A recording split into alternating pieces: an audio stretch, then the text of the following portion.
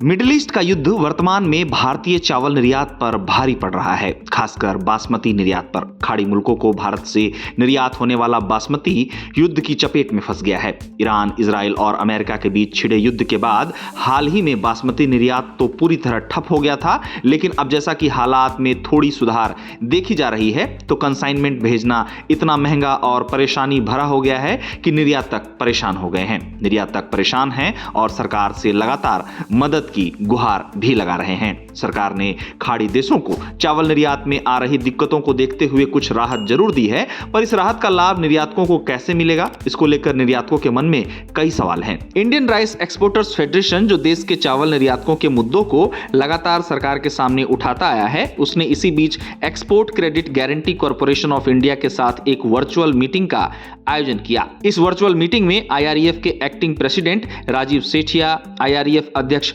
Padmashri Umashankar Pandey, CGC के 2 अधिकारियों, IREF के DG Vinod Kumar Kaul, commodity today के editor in chief Ravindra Gautam के साथ ही आईआरईएफ से जुड़े कई एक्सपोर्टर्स समेत 100 से अधिक लोगों ने भाग लिया। मीटिंग की शुरुआत में वर्तमान स्थिति को लेकर सभी ने अपनी अपनी राय रखते हुए सरकार द्वारा जो चावल निर्यात और दूसरे प्रोडक्ट्स के लिए रिलीफ स्कीम लाई गई है, उस पर चर्चा की। Truly speaking, the mercy of shipping lines.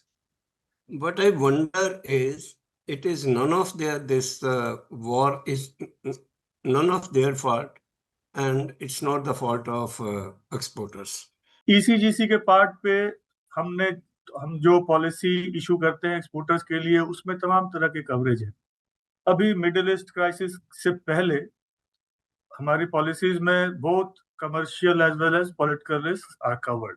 सारे मेंबर्स को ये समझना कि ईसीजीसी किस तरह से मदद कर सकती है, और ये जो रिलीफ मेजर्स लाया गया है, इसमें एक्सपोर्टर्स कैसे बेनिफिट हो सकते हैं। आई थिंक ये कोर हमारा ऑब्जेक्टिव है।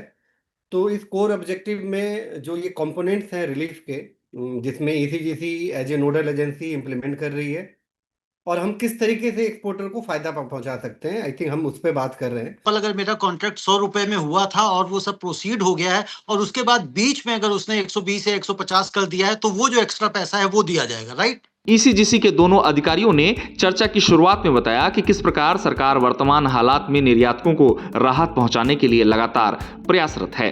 See, the government, I'll just reflect the continuous thing that the government has taken for the last 25-30 days. Ever since the war has started, there has been an interministerial group formed wherein all the stakeholders, those who are, export ecosystem में जो एक part है, उनको involve किया गया है और उनसे डेली इंटरेक्शन होता है, कंस्ट्रक्टिव एंड कंक्लूसिव इंटरेक्शन होता है, जहाँ पे वहाँ पे इंटरेक्शन होने के बाद शाम तक रिस्पेक्टिव डिपार्टमेंट से कुछ ना कुछ गाइडलाइन आती है जो एक्सपोर्टर्स को और सपोर्ट और कुशन देने का काम करती है। चाहे वो सरफेस ट्रांसपोर्ट मिनिस्ट्री हो, जिसमें रोड मूवमेंट के लिए चीज़ें इम्प्रूव की जाएं, चाहे वो रेलवे मिनिस्ट्री हो, जहाँ पे गुड्स को रेलवे के थ्रू उनके मूवमेंट को स्मूथ और इम्प्रूव किया जाए। Ports is a major thing that has come up. तो इनको 3 कंपोनेंट में डिवाइड किया गया है, जहां इस 3 कंपोनेंट में से जो एक्सपोर्टर जिस क्राइटेरिया में फिट होते हैं, उस हिसाब से वो बेनिफिट ले सकते हैं। तो उसमें जो फर्स्ट क्राइटेरिया है, जिसको रिलीफ कंपोनेंट 1 बोला जा रहा है, वो उन लोगों के लिए है जो पहले से मतलब 14 फरवरी 2026 से पहले ईसीजीसी के पॉलिसी होल्डर थे। तो ये उन्हीं के लिए एप्लीकेबल है जो ईसीजीसी के साथ पहले से जुड़े हुए थे, उन्होंने ऑलरेडी पॉलिसी ले रखी थी 14 फरवरी 2026 से पहले। इसमें सरकार क्या कह रही है? सरकार ये कह रही है कि अगर आप ईसीजीसी के पॉलिसी होल्डर थे और आपका चाहे कोई भी पॉलिसी चल रहा हो जिसमें 80% कवर हो, 85% हो, 90% हो, वैसे केस में अगर आपका शिपमेंट का जो बीएल का जो डेट है वो 14 फरवरी से 2026 से 15 मार्च 2026 के बीच का अगर शिपमेंट डेट है, और अगर आपने एडिशनल इनकर किया है on account of what, the cost of insurance as well as the transit insurance, transit cost, इसके बाद ईसीजीसी के अधिकारी अमित कुमार ने सरकार के रिलीफ स्कीम को समझाते हुए निर्यातकों के सवालों का जवाब दिया। सर कॉमर्शियल रिस्क में बायर डिफॉल्ट करता है तो मैक्सिमम कितना टाइम लगता है ईसीजीसी को क्लेम सेटल में? कई लोग बोलते हैं बहुत टाइम लगता है, 6 महीने साल भर, तो वो चीज भी क्लियर कीजिए सर। पॉलिसी होल्डर को मैं एक टाइमलाइन दूं कि आपका शिपमेंट जो है वो 60 डेज क्रेडिट पे गया, ठीक है। आपका 5 मार्च का बिल ऑफ लेडिंग डेट है, तो आपका एक्चुअली ड्यू डेट जो है वो 5 मई हो गया, क्योंकि 60 डेज का क्रेडिट दिया था आपने, ठीक है। मैं ये पूछना चाह रहा था कि सीएडी डॉक्यूमेंट में 45 डेज होते हैं या कितने दिन होते हैं ड्यू डेट के? सीएडी डॉक्यूमेंट में कैसे कह सकते हैं? सर सीएडी में सर ने एक जो क्वेश्चन पूछा है कि ड्यू डेट कैसे डिफाइन किया जाए, सीएडी के केस में सर फेडाई ने एक बहुत पहले सर्कुलर निकाला था जिसमें उन्होंने ये डिफाइन किया है कि सीएडी के केस में due date should be arrived after adding 25 days from the BL date. I am getting bonus of 40%. It means bonus will also be reduced if I take this claim. Is it that? Sir इसमें bonus में 40% दे रहा हूँ इस समय, claim में क्या काफी दे bonus की बात कर रहे हैं, ठीक है।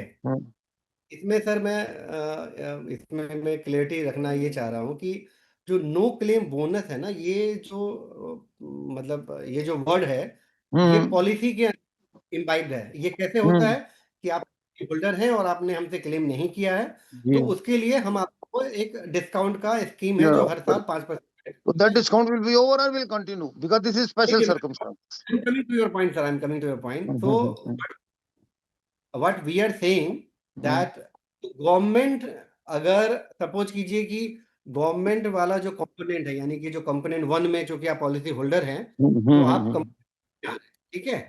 इस दौरान कमोडिटी टुडे के editor in chief Ravindra Gautam ने आईआरईएफ के साथ मिलकर ईसीजीसी के अधिकारियों से निर्यातकों को लेकर लाई गई रिलीफ स्कीम के मद्देनजर एक फिजिकल सेशन का अनुरोध किया ताकि निर्यातकों के सवालों का जवाब भी मिले और भविष्य में ऐसी परिस्थिति में दी जाने वाली राहतों का लाभ उठाने के लिए वे तैयार भी रहें। अमित जी, इसमें एक मेरा सजेशन है, क्यों ना हम लोग एक मिलके आपका ईसीजीसी और आईआरईएफ मिलके एक फिजिकल सेशन करें, क्योंकि देखिए इसकी क्वेरीज बहुत सारी हैं और फिजिकल सेशन करेंगे मैं समझता हूँ कि नंबर्स भी ज्यादा होंगे और लोग 1-to-1 इंटरेक्ट कर सकेंगे और चीजों को, स्कीम्स को बहुत अच्छी तरीके से समझ सकेंगे, क्योंकि स्कीम पॉलिसीज ऐसी होती कि लोगों को जल्दी से समझ में आती नहीं है।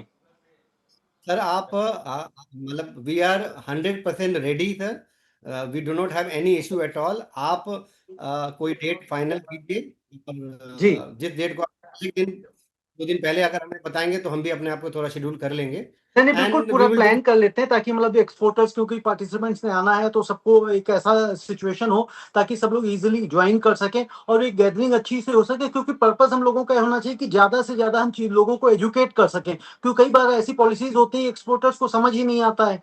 अभी जैसे आप लोगों ने जब वो नोटिफिकेशन जारी किया था 497 करोड़ वाला, तो उस पर हमने एक वीडियो, एक डिटेल एक्सप्लेनेटरी वीडियो बनाया था, तो लोगों ने बड़ा अप्रिशिएट किया कि हाँ भाई चीजों को हम समझ पाए कि ये किसको कैसे कैसे मिल रहा है। तो जब आप लोग एक्सपर्ट्स होंगे तो मैं समझता हूँ प्लेटफॉर्म पे तो चीजों को और बेहतर तरीके से समझ पाएंगे। गौरतलब है कि वर्तमान हालात में खाड़ी देशों को भारत से बासमती के निर्यात के मद्देनजर आ रही संकटों पर चर्चाओं का दौर जारी है। भारतीय बासमती निर्यातक परेशान हैं और जल्द से जल्द स्थिति के ठीक होने का इंतजार कर रहे हैं ताकि उन्हें और घाटा ना हो और बासमती निर्यात फिर से पटरी पर लौट सके।